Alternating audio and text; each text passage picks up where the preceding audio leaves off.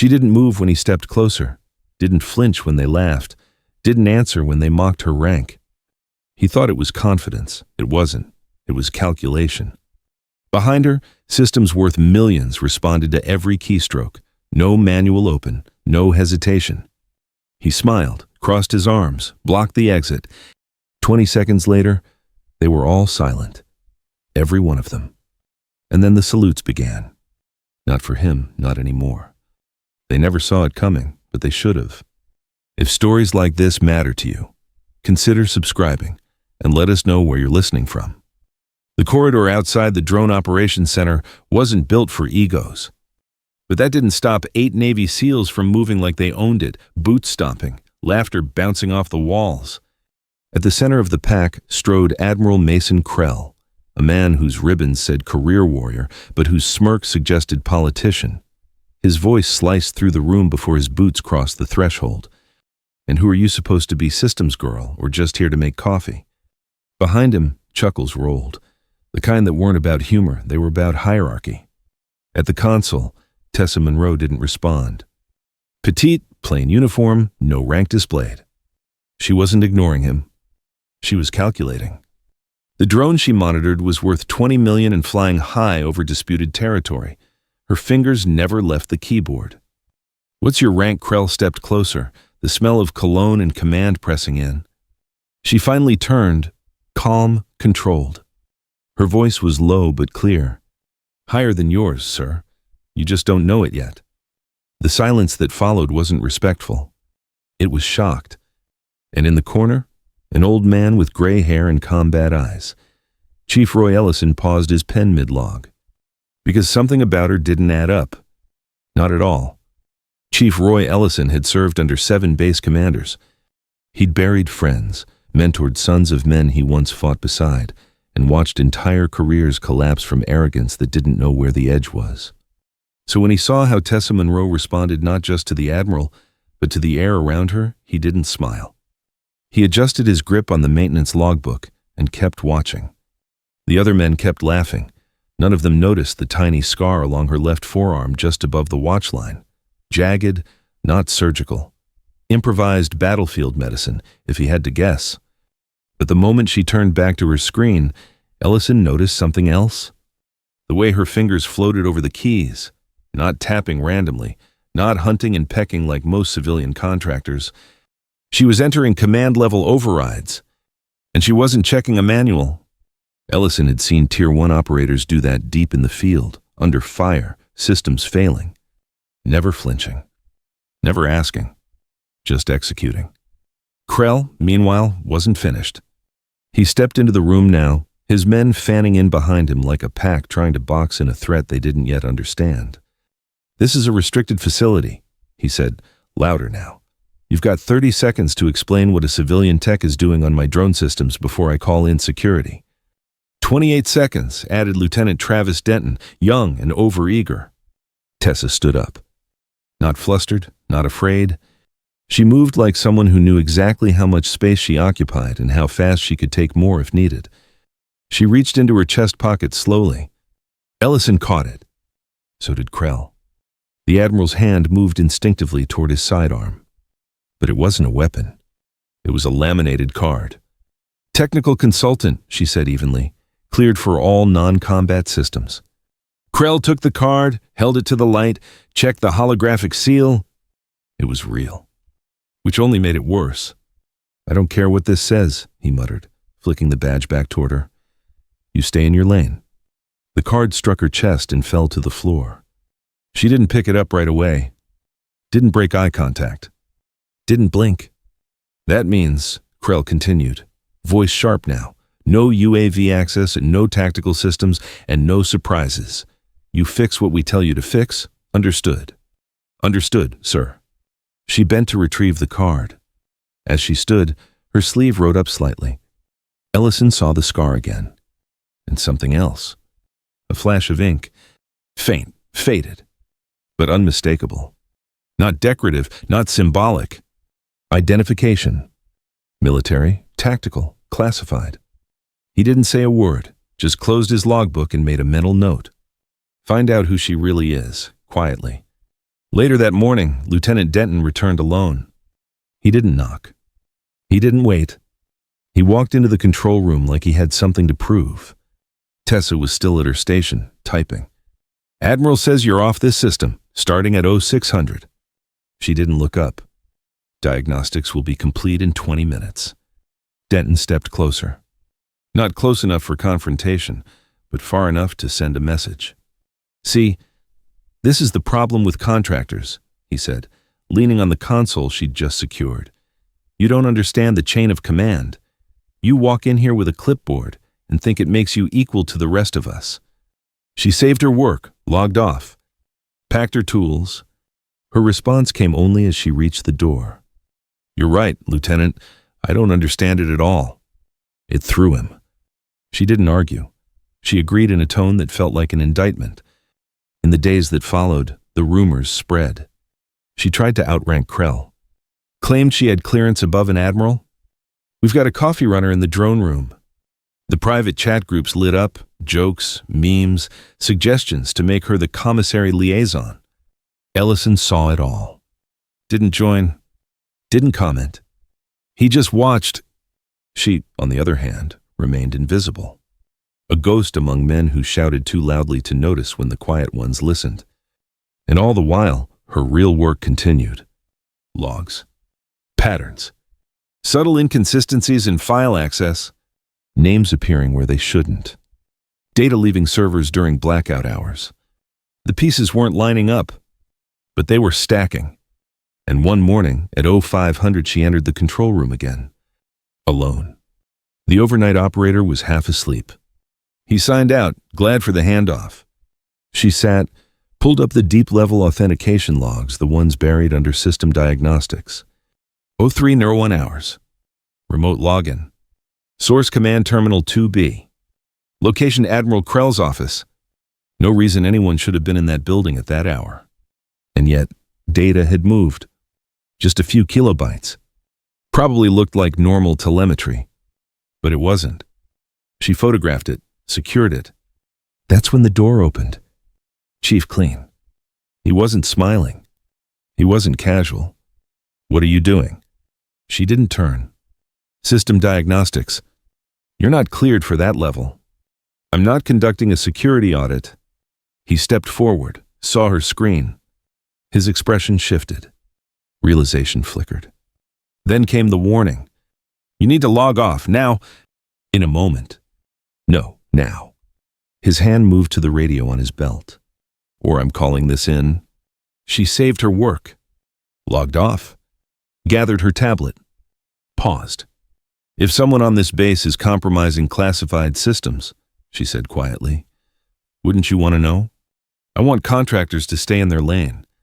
He blocked the door. Wasn't aggressive, just uncertain. "Who are you, really?" Her voice never wavered.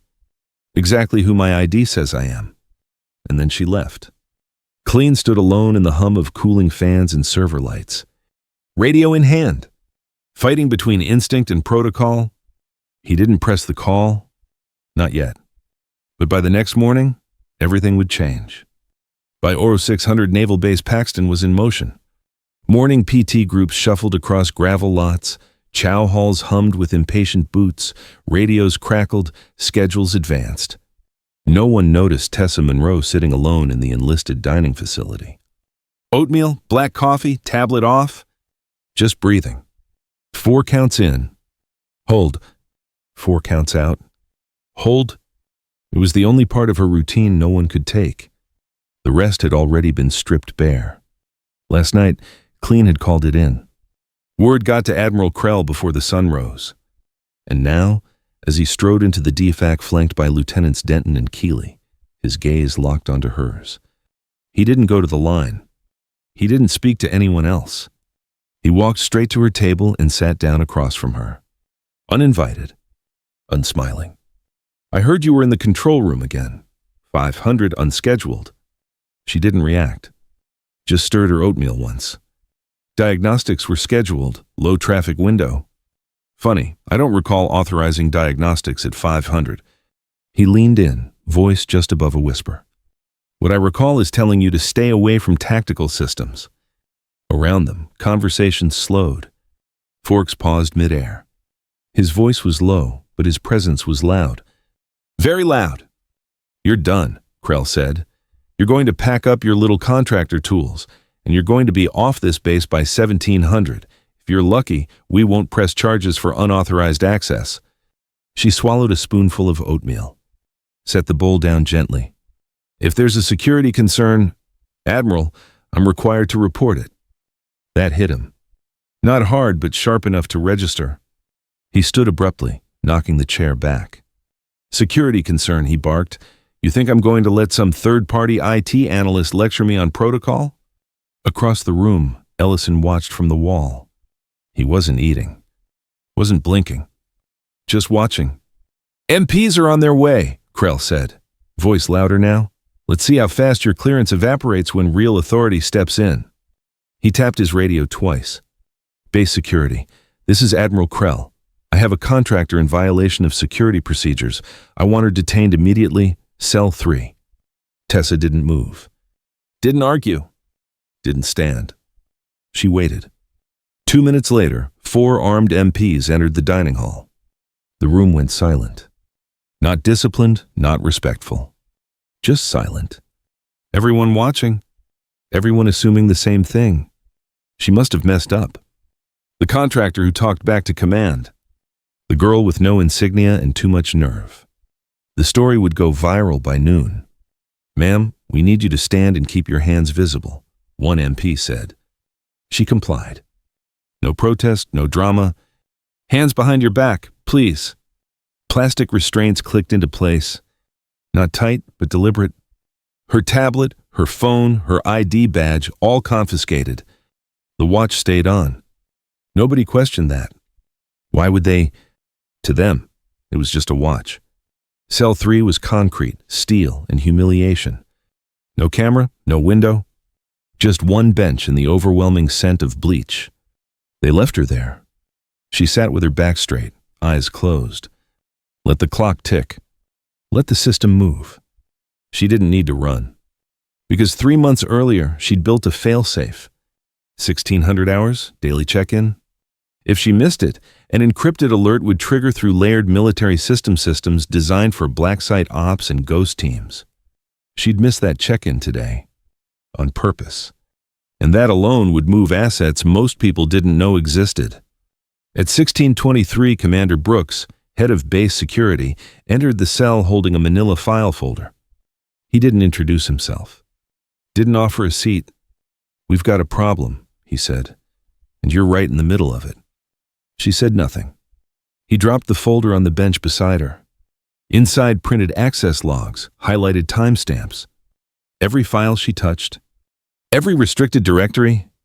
You accessed authentication records from Command Terminal 2B. That terminal belongs to Admiral Krell. I reviewed system logs, she corrected. They are not classified. Access was administrative. Brooks narrowed his eyes. They were accessed at Oro 301 hours. Building was secure. No personnel inside. You're saying that login wasn't suspicious. It was extremely suspicious. That's why I recorded it. He paused. For the first time, uncertainty crept in. Then why not report it through command? Because the login came from command. He sat back.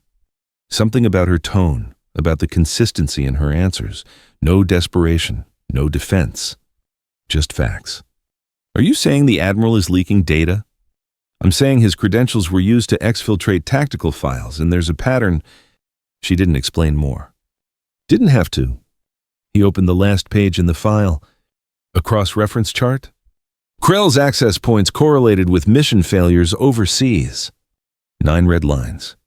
9 operations compromised within 72 hours of his logins. Statistical anomaly. No. Pattern? We'll verify, Brooks said. You should, she replied. He stood. One last look at her. Who are you? Just a contractor, for now. He left. The lock clicked behind him. She was alone again. But not forgotten. Not anymore. Outside, on the tarmac, the sound of rotors began to build. 4 helicopters. Black, unmarked. Inbound. Exactly as planned. By the time the Blackhawks touched down on Base Paxton's West helipad, the air had already changed. No alarms, no announcements, no red lights, just a quiet, unmistakable tension, the kind that spreads across a base before anyone knows why they're uneasy.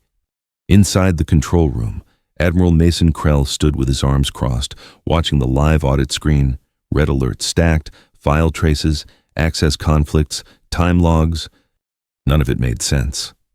Or rather, too much of it made sense. Someone planted this data, he said, jaw tight. They're framing me. No one responded. Not Chief Clean. Not Lieutenant Denton. Not even Commander Brooks, who'd returned from the holding facility visibly paler than when he left. The evidence was stacking faster than Krell's objections. Authentication logs, biometric matches, financial records, 8 months of breaches, all pointing back to a single terminal. Still, he held on. This doesn't prove anything. Anyone could have spoofed credentials. That's when the MPs returned with Tessa Monroe. No restraints this time. She walked in quietly. No dramatics, no posture, just presence. People stepped aside. Even the ones who didn't know why. Even Denton. Especially Denton. What did you do? Krell asked her. She didn't answer. Before anyone else could speak, one of the MPs reached to escort her away from the central console. His grip snagged her sleeve. It tore slightly. A tattoo was exposed. Ink faded, precise. A trident crossed with lightning bolts. Below it, 6 digits. Not decorative, not civilian. The room froze. Chief Ellison had entered behind the MPs. His breath caught when he saw it. That's a task force mark, he muttered. Tier 1, Joint Command. Clean stepped closer. Is that real? Nobody answered. Because nobody had to... Tessa reached into her other chest pocket. Pulled out a red-bordered ID card. Pentagon Access, Joint Special Operations Command, TSCI+. She handed it to Brooks. He scanned it. The system paused, accessing files that sat above even the base commander's clearance. Then it flashed green. A profile opened. Commander Tessa Monroe, Special Access Program Sovereign Ghost, status active. One more window followed. A photo. Same woman, younger, combat gear, standing beside 2 generals. Redacted names, visible stars. And under status, declared KIA, Syria, 2 years prior. Silence fell again. But this one was different. Heavier. Admiral Krell stepped back. You were supposed to be dead. Tessa looked at him for the first time since entering. Officially, yes. Clean, still staring at the profile, shook his head slowly. She outranks everyone on this base. Denton's mouth moved, but no sound came. Ellison just exhaled. Holy hell. Outside, the sound of boots approaching signaled more arrivals. Not junior officers, not command staff. Generals? 4 of them. In service dress, no combat gear, no flares, just weight the kind that comes from 4 decades of command and classified responsibility. Leading them was General Patricia Hartwick, silver hair, 3 stars, and the gaze of someone who'd buried more secrets than most had read. She entered the control room and locked eyes with Tessa. And then she saluted. The kind of salute that was unmistakable, not symbolic. Equal, respectful, and final. The entire room stood, the chain of command inverted. Denton looked like he might collapse. Clean stepped back instinctively. Ellison stood a little straighter. Krell didn't move. General Hartwick's voice was steady, calm. Commander Monroe, welcome back. Behind her, the other generals followed suit. 3 more salutes. Tessa returned it. Flawless. Silent. The silence broke with Hartwick's next words. Admiral Mason Krell, you are hereby relieved of command and placed under arrest for violations of the Uniform Code of Military Justice, unauthorized dissemination of classified material, conspiracy to commit espionage, and gross dereliction of duty. Krell blinked. Once. This is based on manipulated evidence. You're making a mistake. One of the other generals stepped forward. 2 stars, sharp voice. The evidence was gathered over 3 months by a Tier 1 operator under deep cover, deployed under direct orders from Joint Special Operations Command. He gestured to the screen. It was monitored through systems designed specifically to bypass local manipulation. Everything is intact. Everything is documented. Krell looked around. Nobody moved. Even Brooks didn't shift. And Krell knew it was over. Still, he tried once more. "You don't understand. There's more to this." "There always is," Tessa said. "We'll find it." He didn't respond. The MPs stepped forward. This time, there were no zip ties. They used officer restraints, soft, polished, but absolute. Krell didn't fight. Just looked back at Tessa one last time. "How long?" Her answer was short. "Since Syria." He winced. They let him out. Denton turned to say something. Stopped himself. When the door shut, General Hartwick stepped beside Tessa. "You ran a clean operation, quiet, controlled. You held under pressure?" Tessa nodded. "It's not done." Hartwick raised an eyebrow. "You're referring to Corbin." The name hit like a stone. One of the generals flinched. "We'll brief you tonight," Hartwick said, "but for now." She extended her hand. "You've re-entered the chain. Full operational status reinstated." Tessa shook it. No smile. Just a subtle breath. 4 in. Hold. 4 out. Hold. The room exhaled with her. But none of them knew. This was just the middle.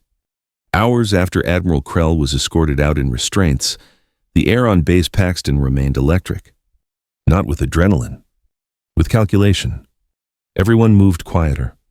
Doors opened slower. Even the junior officers who had laughed 2 days ago now spoke in hushed tones. The woman they'd dismissed as a civilian tech had just been saluted by generals. The chain of command had been rewritten in front of them. And Commander Tessa Monroe wasn't leaving. She was taking over. By 1900, she was back in her temporary quarters. Concrete walls, thin mattress, no visible security. The same room where she'd lived quietly for 3 months. Only now, the lock on her door had been changed. Biometric access. Only 3 people on base had clearance to open it. She sat at the desk, unwrapped the same tablet the MPs had confiscated hours earlier, now returned with apology. It unlocked with a blink scan. Inside, the real operation lived. Names? Logins. Financial transfers. Operational cross-references. The kind of material that didn't belong in civilian hands or even most military ones. This wasn't just about Krell anymore. He was the first node, but not the core. She pulled up a flagged pattern coordinated access to tactical drone feeds from 6 separate bases, 2 in California, 1 overseas, 1 in Alaska, 1 at Paxton. And the 6th. Redacted, which meant one thing. Pentagon-level masking. There was only one person who could approve that kind of override. General Marcus Corbin. The same general who signed her resurrection order. The same man who'd personally recommended her for Sovereign Ghost after signing her death certificate. She stared at his name for a full minute. Then sent an encrypted ping to JSOC command. 2 words. Confirmed pattern. 5 minutes later, her tablet buzzed. Secure response, voice only. She answered. The voice on the other end was gravel and silence. General Hartwick. You have proof. I have correlation. Solid. Enough to make him nervous. Then we press a pause. You sure you're up for another layer? This one's personal. We know. The line clicked dead. At 2200 hours, she received her new assignment. Stay embedded. Target Project Tower, internal codename for the broader network Krell had been part of. She was to observe, intercept, and report. No arrest authority. No formal command. Shadow-level clearance only. Tessa didn't argue. That was the job. What no one at Base Paxton knew not yet was that Krell's arrest had triggered a ripple far outside the chain of command. Within hours, multiple personnel files were sealed. 2 high-level contractors in Virginia were put on emergency leave. A drone shipment en route to the Middle East was rerouted without explanation. Someone up the chain was reacting, scrambling. which meant Corbin knew, or suspected, and that gave her a window. A short one. The next morning, 04:30. Tessa stood in front of the comms station, watching encrypted server traffic. What she saw confirmed everything. Someone had pulled the same 0301 access pattern from another base, this time at Andrews Air Force Base, and covered the trail with identical masking codes. Different login. Same data path. Same breach behavior. It wasn't just happening at Paxton. It was systemic. And it wasn't sloppy. It was orchestrated. Which meant one thing: Corbin wasn't working alone. At 05:15, a soft knock at her door. She checked the camera. Lieutenant Denton, still in uniform, still pale. She opened the door halfway. Ma'am, I wanted to apologize. She didn't reply. Everything I said, everything I assumed about you, I was wrong. She studied him. He wasn't performing. Not now. Mistakes happen, Lieutenant. It's how you correct them that counts. If there's anything I can do to help, I will. There is. He straightened. I need someone to monitor secondary data traces, not the main feed, the ones routed through the unlisted mirrors. He blinked. We're not supposed to touch those. Exactly. She handed him a clearance slip. From General Hartwick, you're read in, as of now. He looked at the paper, then back at her. You trust me. No, but you're scared enough to be useful. And that was good enough for now. At 0600, her system lit up with another ping. Anonymous file drop. No header. One image. Grainy. Syria? A rooftop. A man holding what looked like a phone or a detonator. Watching a convoy in the distance. Her convoy. Time-stamped the day she'd been declared dead. She saved the image. Filed it under a name only she would recognize. The message that came with it was unsigned. Just 5 words. Tower 4 sends its regards. The hunt had officially begun. For 3 months, Tessa Monroe had blended in. Now, she stood out for all the wrong reasons. Everyone knew her face, they just didn't know what to do with it. The junior officers avoided eye contact. Mid-level staff gave her a wide berth in the halls, and those who had laughed days ago now saluted, unsure if they should. Respect born from confusion, not understanding. She didn't care. Clarity wasn't her objective. Leverage was. By 0700 the next morning, she had a working list. 6 personnel. All with inconsistent access patterns. All tied, in some form, to the shadow traffic that mirrored General Corbin's breach pattern. Some were careless. Some were cautious. One was hiding in plain sight. She had the names, but no proof yet. She wasn't ready to confront. She was ready to apply pressure. And see who cracked? She started with the safest option, Chief Clean. He'd called her in 2 days ago, reported her for unauthorized access, followed protocol to the letter. But she remembered something. The way his eyes lingered too long on her terminal. He had seen the pattern and done nothing with it. That wasn't loyalty. That was fear. She found him alone in the hangar, reviewing maintenance logs. Morning, Chief. He looked up sharply, stood at parade rest before realizing she wasn't here on formal business. Commander, walk with me. He didn't ask why, just followed. They walked in silence down the empty corridor behind the airfield. At the loading dock, she stopped. 3 months ago, when I arrived, did you know something was off? He hesitated, then nodded.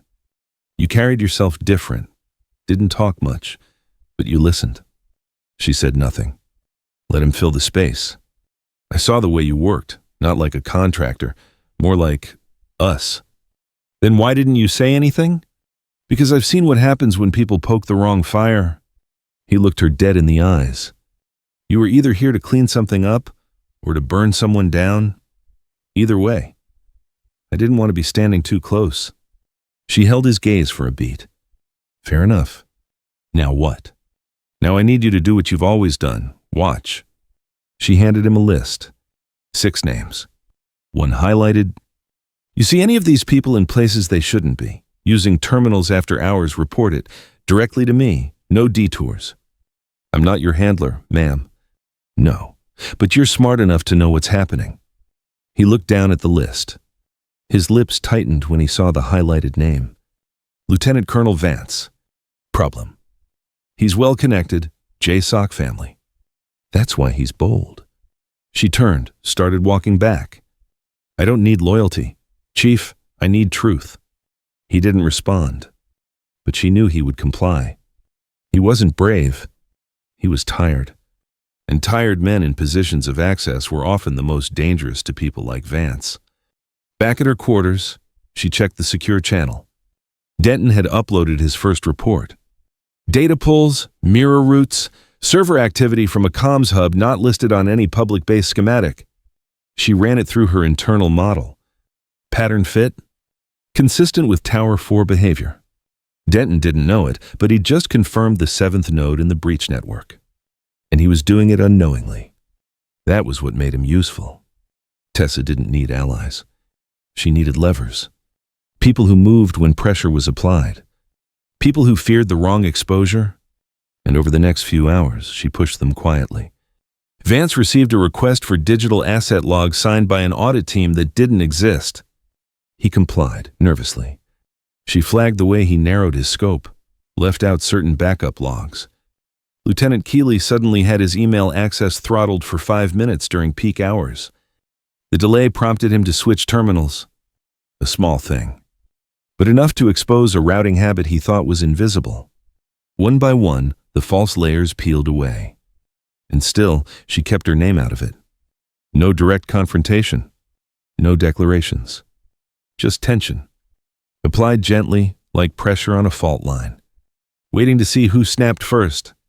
At 1800, she received another image. Same unknown sender. This time, it was a logistics manifest. 3 pallets, Syria, 2023. Marked for decommissioned contractors. Signed by Corbin himself. On a mission she was never supposed to survive. One box was marked telemetry override units. She zoomed in. The serial number matched a component found inside her convoy's lead vehicle. Planted, deliberate. This wasn't just negligence. It was targeted sabotage. She logged the image. Filed it under a second operation, Echo Return. The name wasn't official. It was hers. Because if Sovereign Ghost was the mission that exposed Krell, Echo Return would be the one that brought Corbin down. At 22:30, her watch buzzed. Heartbeat monitor alert. Not hers. Denton's. She tapped into the feed. His vitals had spiked rapid heart rate, elevated cortisol. Fear. She accessed the GPS ping on his contractor badge. He was in the sub-level data relay room. Unauthorized after 2200. She moved. Fast. By the time she reached the corridor, the door was open. Inside, Denton stood frozen. Facing Lieutenant Colonel Vance, both men turned. Tessa stepped in. No weapon drawn. No threat made. Just calm. Evening, gentlemen. Vance stiffened. Commander, you're not authorized. Neither are you, but here we are. She looked at Denton. You good? He nodded slowly. Yes, ma'am. Vance stepped forward. I'll be filing a report. You won't. Her voice didn't rise, but it hit hard. Because if you do, your personal access to the Tower 4 mirror hub will trigger an immediate probe. She stepped past him. And you won't survive that. Vance didn't respond. Just left. Fast.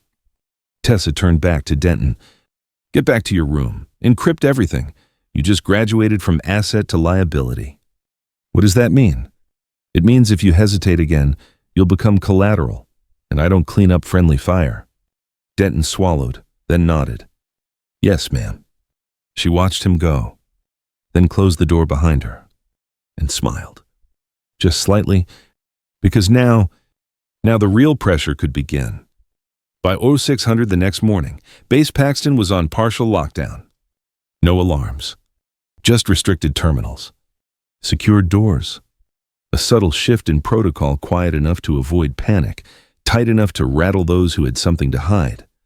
Commander Tessa Monroe stood in the central command hub, eyes on 3 displays. Each one tracked a different thread. One showed real-time drone access logs across 6 bases. One displayed encrypted messages bouncing through known Tower 4 nodes. And the third showed a plane manifest. General Marcus Corbin was en route. Expected arrival 0930 hours. Purpose inspection and coordination. Unscheduled, unannounced, reactionary.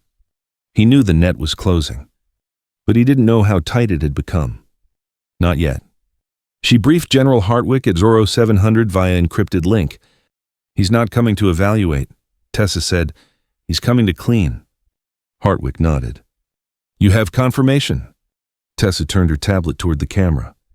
A screen filled with correlation data. Authentication overlaps.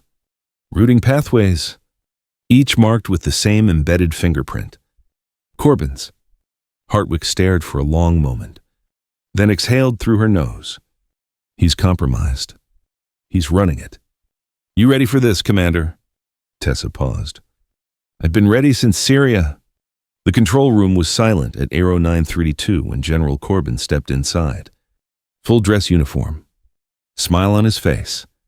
But his eyes scanned every face and stopped when they reached her. She didn't move. Didn't speak. He walked toward her like they were old friends. Well, Commander Monroe, I'd heard rumors. Some of them are true, she said calmly. You've been busy. Not as busy as you. That landed harder than it sounded. He glanced around just enough to realize the room wasn't friendly. Clean, Denton, Brooks, all present. All watching? I'd like to speak with you in private. That won't be necessary. She turned her tablet, tapped once. The large screen behind her lit up. Corbin's face filled the frame, younger but recognizable. Captured via satellite outside a compound in Syria. Marked with the same date her unit was ambushed. In the background, smoke, fires, dead vehicles. And in Corbin's hand, a phone. Transmitting. You were there, she said flatly. Corbin's smile faded. You don't know what you're playing with. Neither did they. She tapped again. A timeline appeared. 12 red lines. 12 operations compromised. Each traced back to a Corbin login. Each followed by a casualty report within 72 hours. Project Tower wasn't just about data, she continued. You sold strategy, movement, location. You killed operators for profit. Corbin's hands twitched at his sides. You can't prove. Already have. A tone sounded. The door opened. 4 military police entered. But they weren't base MPs. These wore JSOC patches. Direct command. One of them stepped forward. General Marcus Corbin, by authority of Joint Special Operations Command, you are under arrest for high treason, conspiracy to commit espionage, and operational sabotage. Corbin didn't move. Didn't fight. He just stared at Tessa. You think this ends with me? It starts with you. You'll never see them all. I only need one at a time. The MPs restrained him. Professionally, efficiently. As they led him away, Corbin turned once more. They'll come for you, Monroe. You know that. I hope they do. And then he was gone. The room remained still. Nobody clapped. Nobody smiled. This wasn't a victory lap. It was a turning point. Chief Clean broke the silence first. What happens now? Tessa looked at the screen. At the web she'd spent months building. We traced the rest. There's more. Always. That evening, she returned to her quarters. Same concrete walls. Same plain desk. But this time, a folder waited for her. Hand-delivered. No return address. Inside orders. Temporary reassignment. Location redacted. Status Sovereign Ghost, Phase 2. At the bottom, a note in Hartwick's handwriting. You asked for the long road, it's yours. Burn them all. She stared at it for a moment, then pulled out the encrypted drive from her tablet, inserted it into the field reader, and began again. At 22:30, a knock. She opened the door. Lieutenant Denton. Still pale, but steadier now. I heard about Corbin. It's not over. I know. He paused. You told me once you didn't trust me. Still don't, but you're learning. What now? Now you remember this moment, the one where you saw who was really fighting and who was pretending? He nodded. Ma'am? Yes. What was your rank before all of this? She considered the question, then gave him the only answer that mattered. I outranked the corruption. That's enough. He stood at attention, then left without another word. She closed the door, sat back on the bed, watched the Pacific sun dip beneath the horizon. No celebrations, no ceremonies, just breath. 4 in. Hold, 4 out. Hold. The war wasn't over. But for the first time, the right side had taken the first shot. In war, the visible kind or the quiet kind rank doesn't always wear stripes. It wears patience, it wears silence, it wears scars. Commander Tessa Monroe didn't win because she had authority. She won because she understood the system better than those who tried to manipulate it. She didn't shout, she didn't posture, she observed, moved deliberately, and waited for the right moment to act. Her strength wasn't in firepower, it was in discipline, in knowing that justice rarely comes loudly. It arrives in documents, in logs, in data nobody thought she was watching. And when it arrived, it didn't need applause. It only needed truth. In a world full of noise, the one who watches and waits often changes the outcome more than the one who commands the room. And sometimes, the highest form of leadership is knowing when not to be seen. If this story stayed with you, there are others waiting. You can subscribe when you're ready. We'll be here. Your thoughts matter more than clicks. Leave a comment if something in this felt real. The next operation goes deeper, but not louder. Until then, stay sharp, stay quiet, and trust what silence reveals.